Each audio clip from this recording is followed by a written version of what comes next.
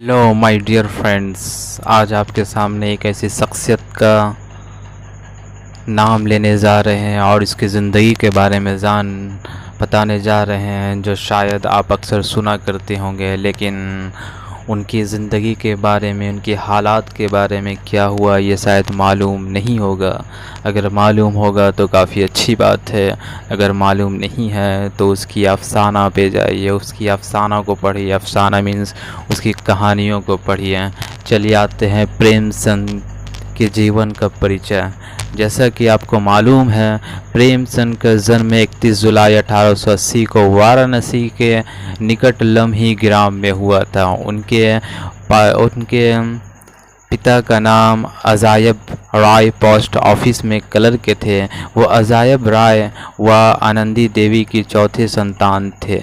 पहले दो लड़कियां बचपन में ही चल बसी थी। तीसरी लड़की के बाद वे चौथे स्थान पर थे। माता पिता ने उनका नाम धनपत राय रखा था। 7 साल की उम्र में ही उन्होंने एक मदरसे में अपनी पढ़ाई की शुरुआत की, जहां उन्होंने एक मौलवी से उर्दू और फारसी सीखी। जब वे केवल 8 साल थे तभी लंबी बीमारी के बाद आनंदी देवी का स्वर्गवास हो गया। उनके पिता ने दूसरी शादी कर ली, परंतु प्रेमचंद को नई माँ से कम ही प्यार था। धनपत को अकेलापन सताने लगा।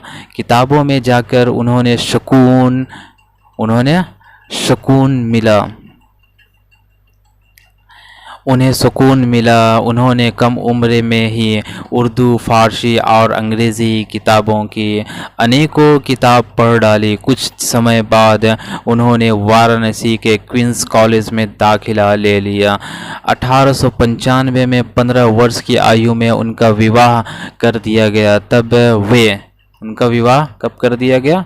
मात्र 15 साल में ही उसकी विवाह हो गई। तब वे 9वीं कक्षा में पढ़ रहे थे। लड़की एक संपन्न जमींदार परिवार से थी और आयु में उनसे बड़ी थी। प्रेमचंद ने पाया कि वो स्वभाव से बहुत ही झगड़ालू है और कोई खास सुंदर भी नहीं है। उनका यह विवाह सफल नहीं रहा। उन्होंने विधवा विवाह का समर्थन करते हुए 1906 में बाल विधवा शिवरानी देवी से दूसरा विवाह कर लिया। उनकी 3 संतानें हुई, श्रीपत राय, अमृत राय और कमला देवी श्रीवास्तव। 1897 में अजायब राय भी चल बसे। प्रेमचंद ने जैसे तैसे दूसरे दर्जे से मैट्रिक की परीक्षा पास की। तंगहाली और गणित में कमजोर की वजह से पढ़ाई बीच में ही छूट गई। बाद में उन्होंने प्राइवेट से इंटर की, बीए की परीक्षा फर्स्ट श्रेणी से पास की। वाराणसी के एक वकील के बेटे को 5 रुपया महीना पर ट्यूशन पढ़ाकर जिंदगी की गाड़ी आगे बढ़ी। कुछ समय बाद 18 रुपये महीने की स्कूल टीचर की नौकरी मिल गई। कितने रुपए की? मात्र 18 रुपए की। कुछ समय बाद सन 1900 में सरकारी टीचर की नौकरी मिली और रहने को एक अच्छा मकान भी मिल गया। धनपत राय ने सबसे पहले उर्दू में नवाब राय के नाम से लिखना शुरू किया। बाद में उन्होंने हिंदी में प्रेमचंद के नाम से लिखा। मतलब उर्दू में वो नवाब राय से लिखा करते थे और हिंदी में वो प्रेमचंद के नाम से लिखा करते थे। उन्होंने 14 उपन्यास मीन्स 14 नॉवेल, 300 से अधिक कहानियाँ, 300 से ज़्यादा शॉर्ट स्टोरी, नाटक, समीक्षा लेख, संपादकीय व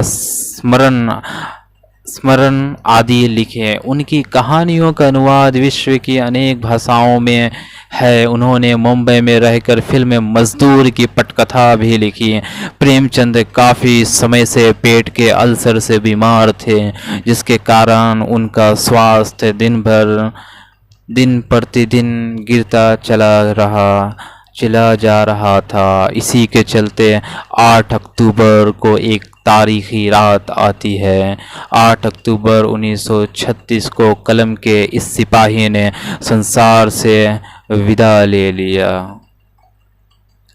तो मुझे उम्मीद है माय रिस्पेक्टेड स्टूडेंट्स, आपको ये प्रेमचंद की कहानी अच्छी लगी होगी।